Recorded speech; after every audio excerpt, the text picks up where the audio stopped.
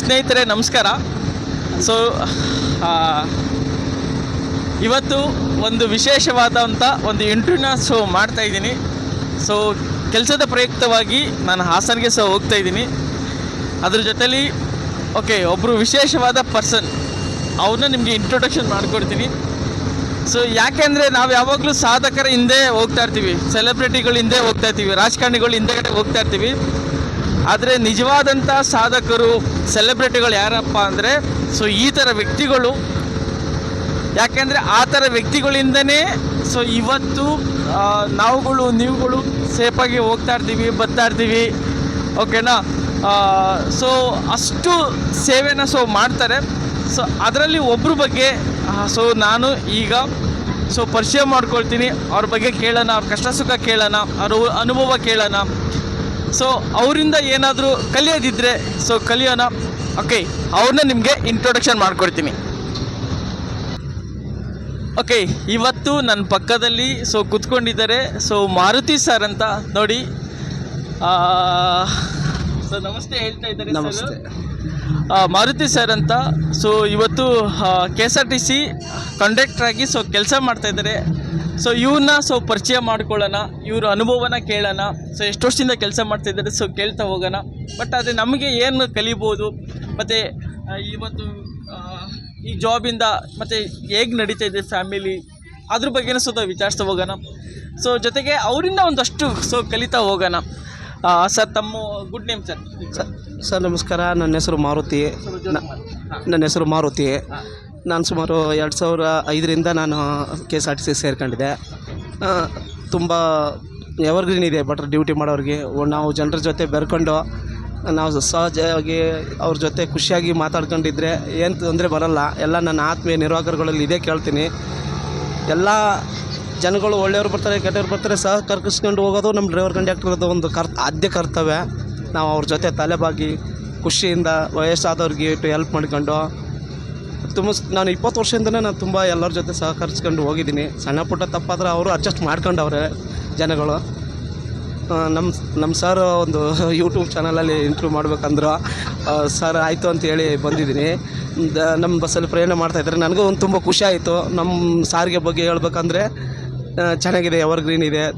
ಜನಗಳೆಲ್ಲ ತುಂಬ ಸದುಪಯೋಗ ಮಾಡ್ಕೊತಾ ಇದ್ದಾರೆ. ಮಾಡ್ಕೊಳ್ಳಿ, ಇದೇ ಥರನೇ ಜನಗಳಿಗೆ ಉಪಯೋಗ ಆಗಲಿ ಅಂತ ನಾನು ಹಾರೈಸ್ತೀನಿ. ಇದು ಹೊರನಾಡು ಬಸ್ಸು. ದಯವಿಟ್ಟು ಎಲ್ಲರೂ ಬಂದು ಹೊರನಾಡು ಮೆಜೆಸ್ಟಿಕಲ್ಲಿ 10 ಗಂಟೆ 5 ನಿಮಿಷಕ್ಕೆ ಬಿಡುತ್ತೆ. ಹೊರನಾಡು ತಲುಪ್ತದೆ 7:15ಗೆ ತಲುಪುತ್ತೆ.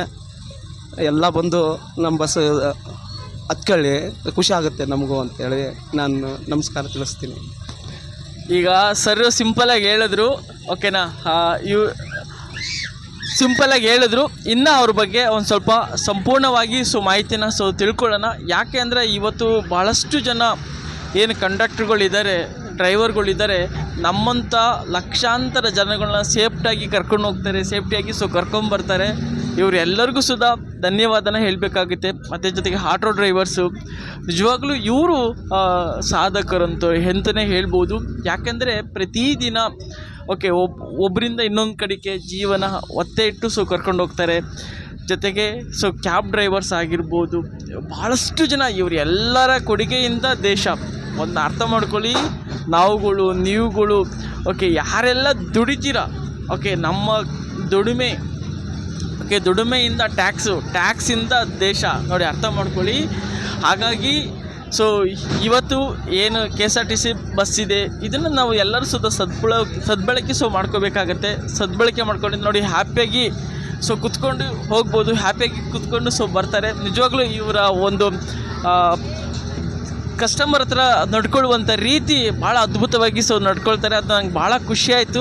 ಹಾಗಾಗಿ ಒಂದು ವೀಡಿಯೋನ ಮಾಡ್ತೀನಿ. ಭಾಳಷ್ಟು ಜನ ಏನಾಗ್ತಾರೆ, ಕೋಪದಲ್ಲಿ ಮಾತಾಡ್ತಾರೆ ಕಸ್ಟಮರ್ ಹತ್ರ. ಒಂದು ತಿಳ್ಕೊಳ್ಳಿ, ಕಸ್ಟಮರ್ ಇಸ್ ಗಾಡ್. ಓಕೆನಾ? ಕಸ್ಟಮರ್ ಹತ್ರ ನೀವು ಚೆನ್ನಾಗಿ ನಡ್ಕೊಂಡಿದ್ದೆ ಆದಲ್ಲಿ ಗಿವ್ ದ ರೆಸ್ಪೆಕ್ಟ್ ಅಂದರೆ ಟೇಕ್ ದ ರೆಸ್ಪೆಕ್ಟ್. ನಾವು ರೆಸ್ಪೆಕ್ಟನ್ನು ಕೊಡಬೇಕು, ರೆಸ್ಪೆಕ್ಟನ್ನು ತೊಗೋಬೇಕಾಗತ್ತೆ. ಹಾಗಾಗಿ ಈ ಥರ ಸಾವಿರಾರು ಜನ ದುಡಿಯೋದ್ರಿಂದನೇ ನೀವುಗಳು ಸೇಫ್ಟಿಯಾಗಿ ಹೋಗುವಂಥದ್ದು. ಇನ್ನೂ ಹೆಚ್ಚಿನ ಮಾಹಿತಿನ ಅವ್ರ ಹತ್ರ ಕಲೆಕ್ಟ್ ಮಾಡೋಣ. Wait and watch. ಸರ್ ಬಂದಿದ್ದಾರೆ. ಅವ್ರ ಬಗ್ಗೆ ಕೇಳ್ತಾ ಹೋಗೋಣ. ಸರ್, ತಮ್ಮ ಊರು ಯಾವುದು ಸರ್? ಸರ್ ನಂದು ಊರು ಬಂತು ಐಕೂರು ಅಂತೇಳಿ, ಶಾಪುರ ತಾಲೂಕು ಐಕೂರು ನಂದು. ಏನು ಓದಿದ್ದೀರಾ ಸರ್? ಸರ್ ನಾನು ಸೆಕೆಂಡ್ PUC ಆಗಿದೆ. Second PUC. ಹೌದೌದು.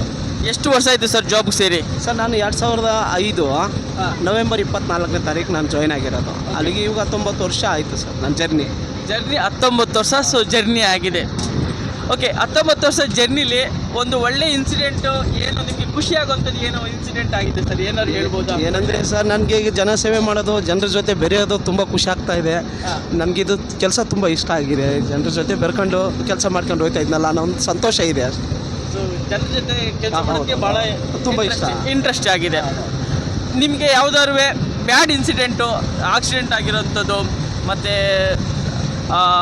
ಟ್ರಾಫಿಕ್ ಆಗುವಂಥದ್ದು, ಈ ಥರ ಒಂದು ಬ್ಯಾಡ್ ಯಾವ್ದಾದ್ರು ಇನ್ಸಿಡೆಂಟ್ ಆಗಿದೆಯಾ? ಯಾವ್ದಾದ್ರು ಗಲಾಟೆ ಆಗಿರೋಂಥದ್ದು ಯಾವ್ದಾರು ನಿಮ್ಮ ಲೈಫಲ್ಲಿ ಆಗಿದೆಯಾ? ಸರ್ ಸಣ್ಣ ಪುಟ್ಟ ಆದ್ರೂ ನಾವು ಹೊಂದಾಣಿಕೊಂಡು ಮಾಡ್ಕೊಂಡು ಹೋಗ್ತೀವಿ.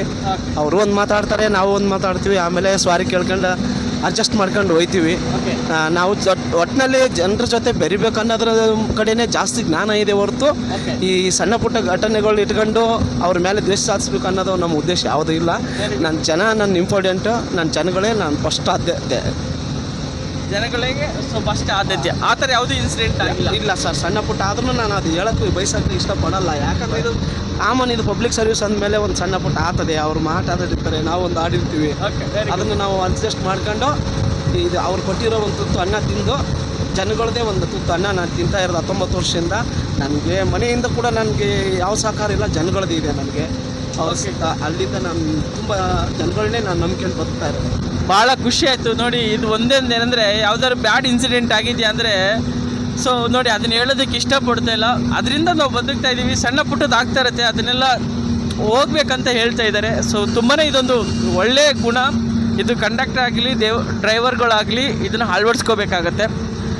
ಸರ್ ಸ್ಯಾಲ್ರಿ ಬರ್ತಾ ಇರೋಂಥದ್ದು ನಿಮ್ಗೆ ಸಾಕಾಗಿ? ನನಗೆ ಸ್ಯಾಲ್ರಿ ಇಲ್ಲ ಸಾಕು ಸರ್, ನನ್ನ ಸಂಸಾರಕ್ಕೆ ನನಗೆ ಈಗ ಕೊಡ್ತಾ ಇದ್ದಲ್ಲ ಸಾರಿಗೆ ಅವರು, ಸಾಕು, ನಂಗೆ ತೃಪ್ತಿ ಇದೆ. ನನ್ನ ಹೆಂಡ್ರು ಮಕ್ಕಳು ನಾವು ಆನಂದವಾಗಿ ಬದುಕ್ತಾ ಇದ್ದೀವಿ. ನಾವು ಯಾರಿಗೂ ಕೊಡೋದೂ ಇಲ್ಲ, ತಗೊಳಕ್ಕೂ ಇಲ್ಲ. ನಮ್ಮ ಸಂಸಾರಕ್ಕೆ ನಮ್ಗೆ ಎವರ್ಗ್ರೀನ್ ಆಗಿದೆ, ಸಾಕು. ಇದು ನನ್ನ ಸಂಸ್ಥೆ ಅಲ್ಲ, ದೇವರು ಇದು ನನಗೆ. ಅನ್ನ ಕೊಡೋ ದೇವರು ಇದು. ಇಷ್ಟೇ ಕೊಟ್ಟು ಎಷ್ಟು ಕೊಡ್ತಾ ಅಷ್ಟೇ ಸಾಕು. ನಾನು ಹೆಚ್ಚಿಂದ ಏನು ಬಯಸೋದಿಲ್ಲ. ಸೊ ನಿಜವಾಗ್ಲೂ ತುಂಬಾ ಖುಷಿ ಆಗುತ್ತೆ. ಭಾಳಷ್ಟು ಜನ ಇದನ್ನು ಕೇಳಿದಾಗ ನಮ್ಗೇನಕ್ಕೂ ಸಾಕಾಗೋದಿಲ್ಲ ಅಂತ ಹೇಳ್ತಾರೆ. ಸೊ ನೀವು ಇರೋದ್ರಲ್ಲಿ ಹ್ಯಾಪಿನೆಸ್ ಆಗಿ ಇದ್ದೀನಿ ಅಂತ ಹೇಳ್ತೀರಾ. ಸೊ ತುಂಬಾ ಖುಷಿ ಆಯಿತು. ಮತ್ತು ಜನಗಳಿಗೆ ನಿಮ್ಮ ಕಡೆಯಿಂದ, ನಿಮ್ಮ ಕಂಡಕ್ಟರ್ಗಳಿಗೆ ಏನಾದ್ರು ಹೇಳೋಕ್ಕೆ ಇಷ್ಟಪಡ್ತೀರಾ? ಸರ್ ದಯವಿಟ್ಟು ನನ್ನ ಆತ್ಮೀಯ ಎಲ್ಲ ಸಾರಿಗೆ ಮಿತ್ರರೇ ಮತ್ತು ನನ್ನ ಸಹ ಉದ್ಯೋಗಿಗಳೇ, ನಿಮ್ಮಲ್ಲಿ ಕೇಳ್ಕೊಳ್ಳೋದೊಂದು ಇಷ್ಟೇ, ಸಣ್ಣ ಪುಟ್ಟ ವಿಚಾರಕ್ಕಾಗಿ ಯಾರ ಜೊತೆ ಗಲಾಟೆ ಮಾಡ್ಬೇಡ್ರಿ. ಮತ್ತು ಮಹಿಳಾ ಪ್ರಯಾಣಿಕರ ಜೊತೆ ಸೌಮ್ಯತೆಯಿಂದ ವರ್ತಿಸ್ರಿ, ಮತ್ತು ಖುಷಿಯಾಗಿ ಮಾತಾಡ್ರಿ, ನಗ್ನಗ್ತಾ ಪ್ರಯಾಣಿಕರ ಜೊತೆ ಬೆರೀರಿ. ಯಾಕಂದರೆ ಅವ್ರ ಜೊತೆ ನಾವು ನಗ್ತಾ ಇದ್ದರೆ ಅವ್ರು ನಮ್ಮ ಜೊತೆ ಖುಷಿಯಾಗಿ ನಗ್ತಾವೇ ಇರ್ತಾರೆ. ನಾನು ಏನೇ ಒಂದು ಸಣ್ಣ ವಿಚಾರ ಬಂದರೂ ಮನಸ್ಸಲ್ಲಿ ಇಟ್ಕೊಬಾಡ್ರಿ. ಏನೋ ಒಂದು ಸಣ್ಣ ಪುಟ್ಟ ಸ್ಟಾಪ್ಗಳು ಬಂದಾಗ ಕೊಟ್ಟು ಪ್ರಯಾಣಿಕರಿಗೆ ಖುಷಿ ಪಡಿಸೋರಿ ಅಂತ ಇಷ್ಟೆಲ್ಲ ಕೇಳ್ತೀನಿ ನನ್ನ ಆತ್ಮೀಯರಿಗೆ ಅಷ್ಟೇ. ಸೊ ಒಂದು ಅವರು ಕ್ಲಿಯರಾಗಿ ಹೇಳಿದಷ್ಟೇ. ಸೊ ಕಸ್ಟಮರ್ಗೆ ಭಾಳಷ್ಟು ಜನ ಏನಾಗ್ತದೆ, ಕೆಲವೊಂದು ಕಡೆ ನಿಲ್ಲಿಸೋದಿಲ್ಲ. ಬಟ್ ಸರಿ ಏನು ಹೇಳ್ತಾ ಇದ್ದಾರೆ ಅಂದರೆ, ಸಣ್ಣ ಪುಟ್ಟ ಬಂದಾಗ ಸ್ಟಾಪನ್ನು ಕೊಡಿ. ಯಾಕಂದರೆ ಜನಗಳೇ ಸೇವೆ ತುಂಬ ಇಂಪಾರ್ಟೆಂಟ್ ಆಗುತ್ತೆ, ಜನಗಳಿಂದ ನಡೀತಾ ಇರುವಂಥ ಸಾರಿಗೆ. ಹಾಗಾಗಿ ಸ್ಪಂದಿಸಿ ಅಂತ ಹೇಳ್ತಾ ಇದ್ದಾರೆ. ಸೊ ನಿಜವಾಗ್ಲೂ ತುಂಬಾ ಖುಷಿ ಆಯಿತು. ಸೊ ಇವತ್ತು ಸಾರಿಗೆಯವ್ರಿಗೆ ಎಲ್ಲರಿಗೂ ಸುಧಾ ಒಳ್ಳೆಯದಾಗಲಿ. ಸೊ ಈ ಥರ ಒಂದು ಸಾಧಕರು, ಓಕೆ, ನಿಜವಾದಂಥ ಸಾಧಕರು. ಯಾಕಂದರೆ ಪ್ರತಿದಿನ ಓಕೆ ಅವರು 25 ವರ್ಷ, 30 ವರ್ಷ, 32 ವರ್ಷ ಸೊ ನಮಗೋಸ್ಕರ ದಣಿತಾರೆ. ಎಲ್ಲ ಸಾರಿಗೆ ನೌಕರರಿಗೆ ಅನಂತ ಧನ್ಯವಾದಗಳು. ನನ್ನ ವೀಕ್ಷಕ ಬಾಂಧುಗಳಿಗೆಲ್ಲೇ ಒಂದು ವಿನಂತಿ, ನಮ್ಮ ಸರ್ದು ಒಂದು ಯೂಟ್ಯೂಬ್ ಚಾನಲ್ನ ಎಲ್ಲ ಜನಗಳು ನೋಡಿ ಅವರಿಗೆ ಆಶೀರ್ವದಿಸ್ರಿ ದಯವಿಟ್ಟು ನನ್ನ ಕಡೆಯಿಂದ. ಮತ್ತು ಜನರ ಧ್ವನಿ ಒಂದು ಯೂಟ್ಯೂಬ್ ಚಾನಲ್ಗೆ ದಯವಿಟ್ಟು ಎಲ್ಲ ಜನಗಳು ನೋಡಿ ಅವ್ರ ಸರ್ದು ಒಂದು ಚಾನಲ್ನ ಬೆಳೆಸ್ರಿ. ಅದೇ ನನ್ನ ಆಸೆ, ಹಾರೈಸೆ.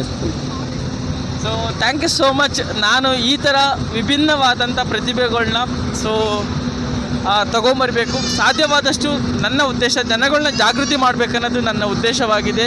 ಹಾಗಾಗಿ ಸಬ್ಸ್ಕ್ರೈಬ್ ಮಾಡ್ಕೊಳ್ಳಿ, ಸಪೋರ್ಟ್ ಮಾಡಿ. ಎಲ್ಲರಿಗೂ ಸುಧಾ ಆಲ್ ದ ಬೆಸ್ಟ್ ಅಂತ ಹೇಳ್ತಾ ನಾನು ಮಾತನ್ನು ಮುಗಿಸ್ತಾ ಇದ್ದೀನಿ. ಜೈ ಹಿಂದ್, ಜೈ ಕರ್ನಾಟಕ ಮಾತೆ. ಥ್ಯಾಂಕ್ಸ್.